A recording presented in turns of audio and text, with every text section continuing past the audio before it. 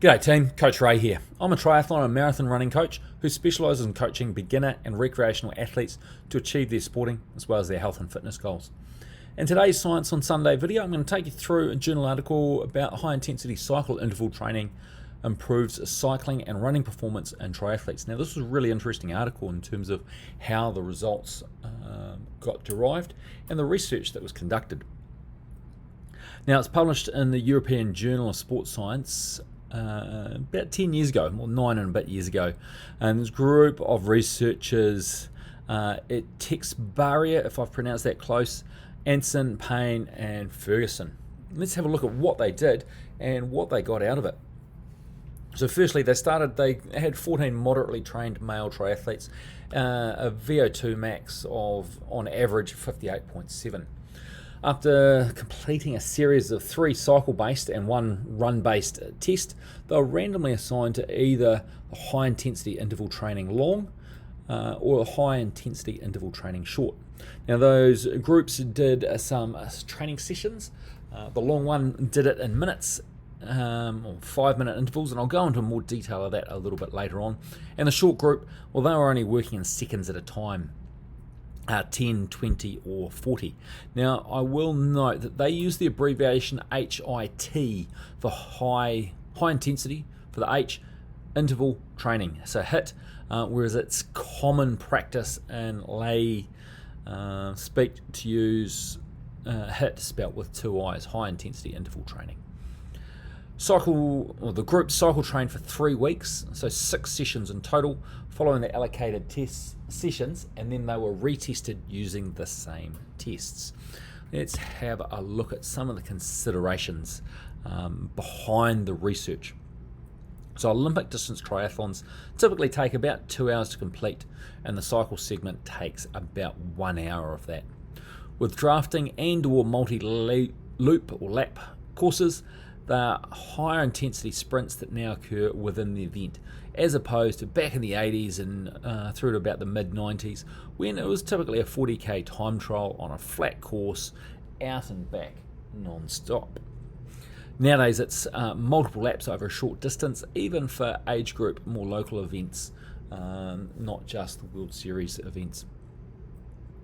Power profile is likely to be highly variable. So that means that there's sections, particularly coming out of corners or sprinting to catch up to an opponent or to put the pressure on an opponent, that is going to spike. And then there's going to be periods where there's zero power being generated, such as coasting around a corner, or the portion of the corner where you're not actually pedaling, or maybe sitting in drafting. So it is very different from time trialing or road racing. It now more closely resembles road racing, but that's different again. Road racing tends to peak towards the end, whereas for triathlon, they're coming in and starting the run. We don't want that higher intensity work being done immediately prior there. So there's the key differences there. So peak VO2 is the key physiological variable, and there's a correlation of an R equals 0.86, so about 86% not reliability, but the correlation between peak VO2 and performance with Olympic distance triathlon. Training considerations: due to peak VO2 being the key variable, training needs to enhance it. It's not rocket science. If that's the key variable, the better it is, the more likely, or the greater success is going to be. And as a result of that, maximum power output is also key during the cycle leg. So improved repeat sprintability, that's going to prevent high power outputs deteriorating during the latter stages of the cycle leg. So you maintain that higher intensity the more times you do it, as opposed to someone who's less capable, still being able to generate the same max power output, but not repeat it as often, and needing longer rest in between. So improved maximal aerobic capacity could aid recovery rate between high intensity efforts and or minimize the decay in maximal power during repeated sprints. Training benefits. Now the higher peak VO2 that will translate into lowering the relative intensity of the cycle leg, therefore either allowing a higher power output during the cycle leg, or a greater benefit the run leg, as the run is negatively impacted by variations in power of the preceding cycling leg. Lower relative cycling intensity will give an advantage of starting the run with less relative fatigue, which is clearly going to be a benefit to a triathlete. So, high intensity interval training, it's previously been shown to improve physical fitness in less time and with less training volume than traditional training volumes. It allows the athletes to accumulate training time at higher intensities, and 5-minute intervals have been shown to have a 5% increase in peak VO2 and a 4% increase in maximal power output.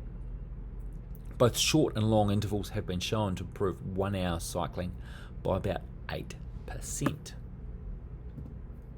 So the hypothesis, well, this isn't a true hypothesis, but they worked along the lines of looking at researching whether repeat short 10, 20 and 40 second interval efforts would yield similar improvements for triathlon compared with the established long 5-minute interval format employed in cycling.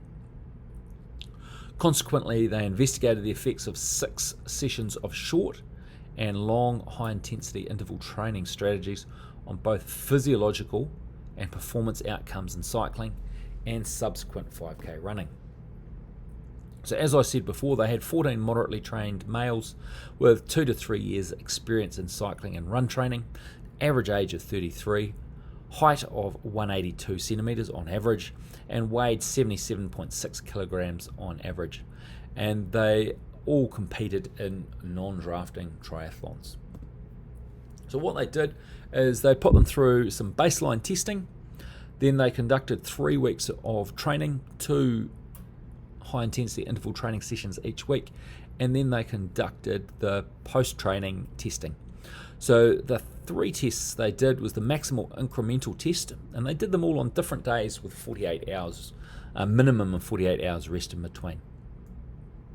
So the maximal incremental test was there to determine what their maximum aerobic power was and their peak VO2. They started off with a 10-minute warm-up at 125 watts, and then the start of the test was 150 watts, and it increased by 5 watts every 15 seconds until they either could not maintain the intensity or they voluntarily stopped. The next test they did was the repeat sprintability. So once again, they did a warm-up at 125 watts. Then they did 4 sets of 4 by 20 second max sprints. Now the first 2 sets were locked at 150% of the maximum aerobic power, and then the last 2 sets they had free rein to sprint them as hard as they could, and there was a rest period of 3 minutes between the first and second set, as well as the third and fourth set, and there was 8 minutes in the middle between the second and third, so there's a good amount of rest, and they did that at a nice low intensity between 50 and 75 watts. The third and final test was a 1 hour variable cycle test, and then they followed that with a 5K run time trial straight off the bike. So the mean power output was 65% of the maximum aerobic power, but it was broken up into 6 10-minute bouts, or not bouts, there were 6 reps of 10 minutes, and it chopped and changed every sort of 60 to 70 seconds at most. So it started off at 60% for 60 seconds, up to 140% for 10 seconds, down to 40% for 70 seconds, up to 110 for 40, and you can see the rest of it there. So it was very up and down and challenging the whole way to simulate a draft legal or a close short multi-lap circuit. And then of course the 5K road time trial, 2.5K loops to complete that. So once they'd done all the testing, they pair matched for maximum aerobic power and body mass. And then once you're they were paired, they were randomly allocated to either the short high-intensity interval training group or the long high-intensity interval training group. The training load increased for both groups weekly, so they had a session, and then the next week they would do a harder version of the same session, and then for the final week it was the hardest version of it. So it just increased the training volume, the training stress, and the training load without adjusting the intensity. It did increase the amount of time at said intensity. And they were asked to abstain from other high intensity training, both running and cycling.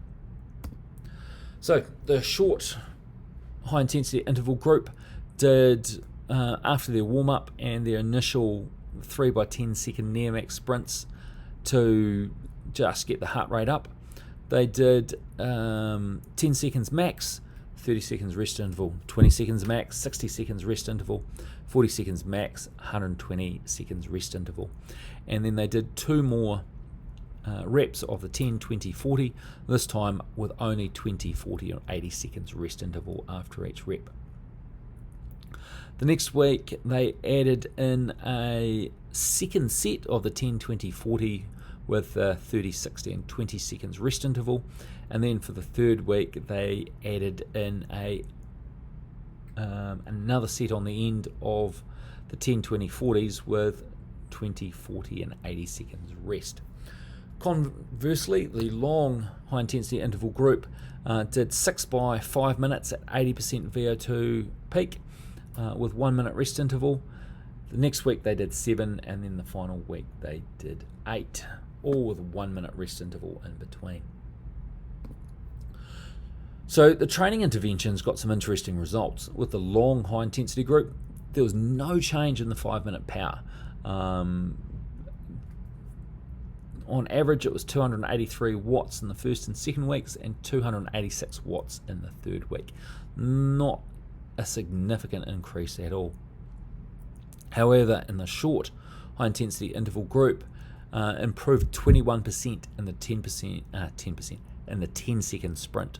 On average, at the start, it was 621 watts.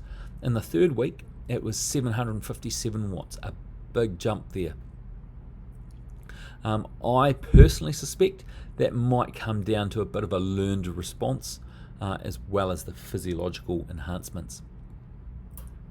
There was no change in the 20 or 40 second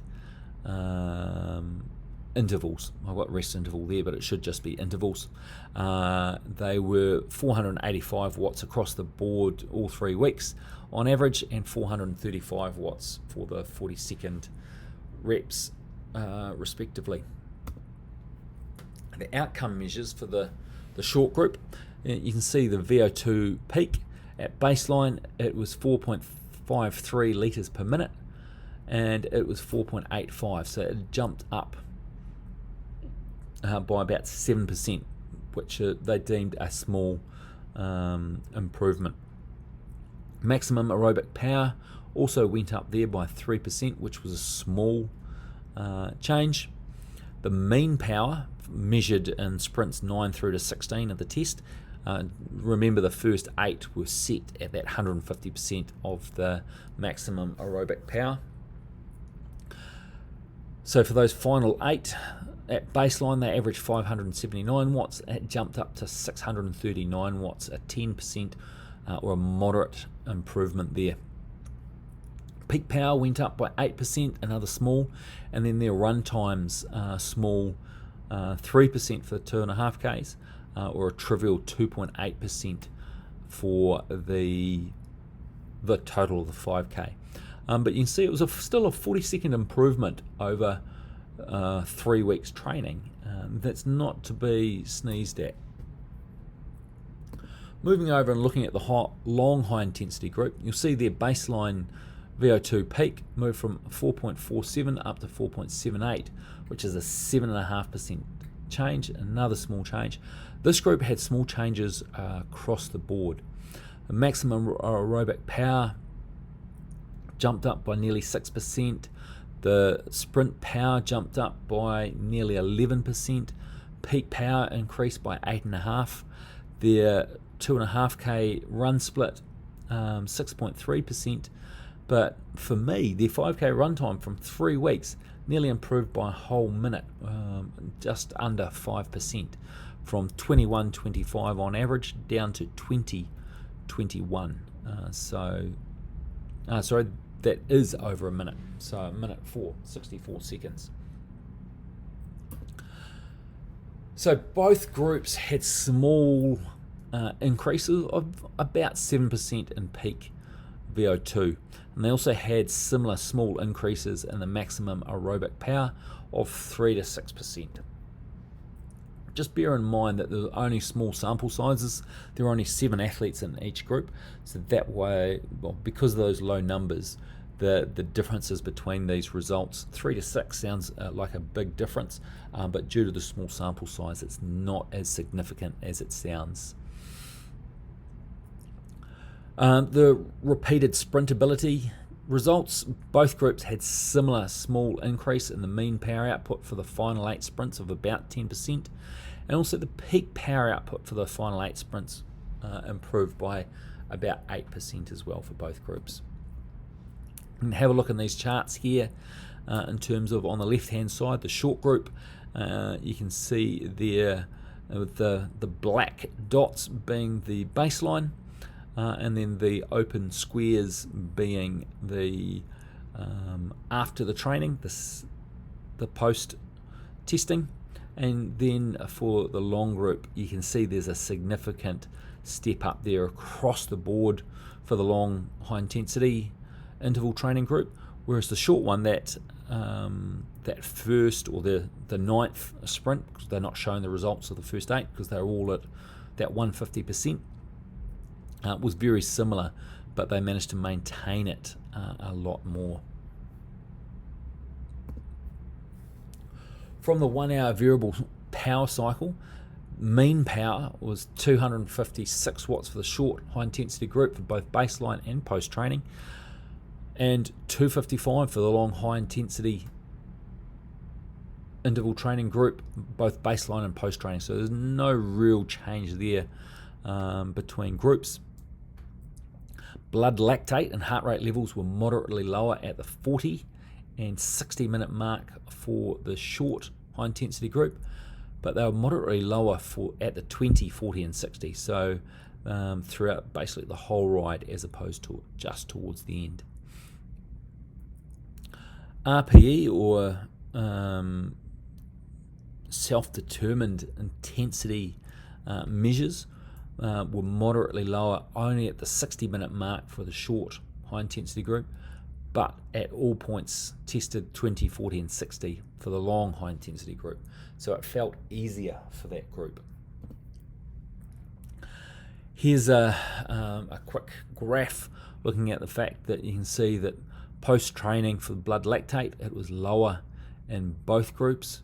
Heart rate was lower in both groups, and it was their RPE was also lower in both groups.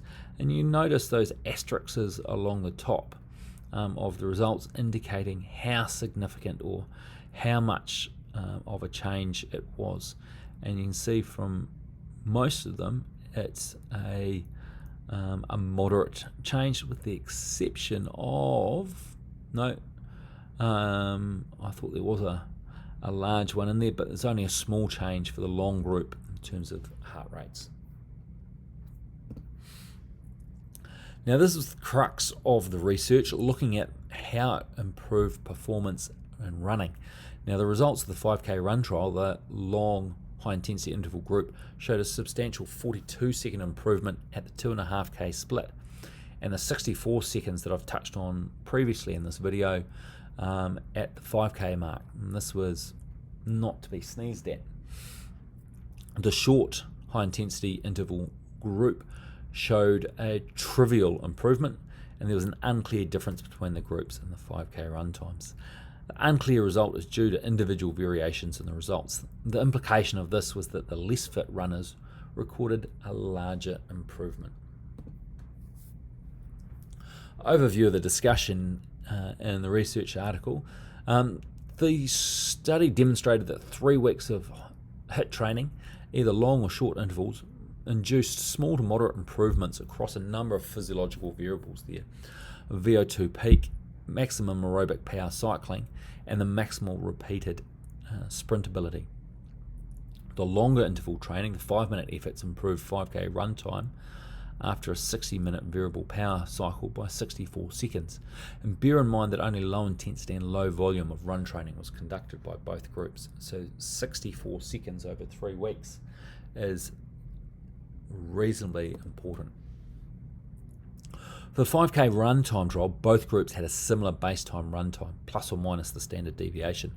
The substantial improvement of the long intervention can be attributed to the training intervention as opposed to the long intervals, the 5-minute ones, as opposed to the short ones.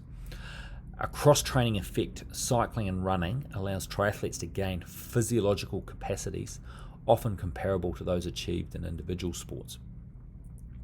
At the same heart rate, cardiac output is lower in cycling compared to running due to a lower stroke volume. Therefore, for central adaptations to transfer to running in response to cycle training, the cycling intensity needs to be near maximal. Discussion around the 60-minute variable power cycle, a small to moderately lower perceptual and physiological response during that 1-hour variable power cycle is presumed to be related to increase in maximum aerobic capacity. Consequently, the relative intensity of the post-training test is now lower. Short duration sprints were highly anaerobic, phosphocreatine and glycolytic pathways for energy. However, contribution of aerobic energy increases greatly as the number of sprints increases. Around the repeat sprint ability, the increase in maximal aerobic capacity is presumably influenced by the improvement in the repeat sprint ability by aiding phosphocreatine resynthesis between repeated sprints.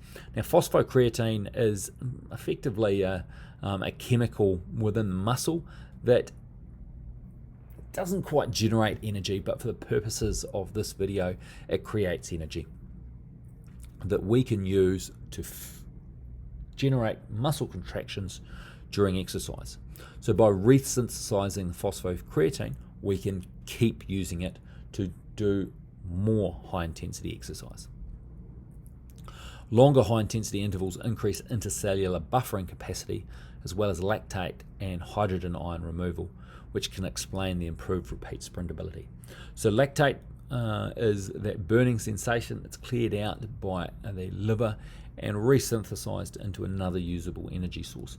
Hydrogen ions are what are created when lactic acid separates out, hence the reason the lactate gets removed by the liver.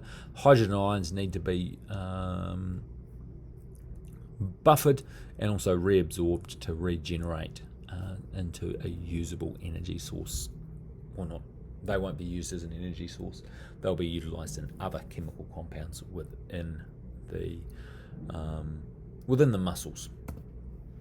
So practical recommendations around, or that came as a result of this research: different high-intensity interval training interventions can be successful in inducing desirable training adaptations. Brief cycling high-intensity interval programs should be considered in the lead-up to competition to improve performance with minimal training volume, and longer high-intensity interval training intervals to maximize both cycling and run training adaptations.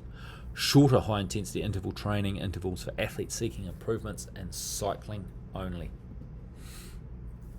So conclusions. The implementation of high-intensity interval training offers specific performance improvement for both cycling and running.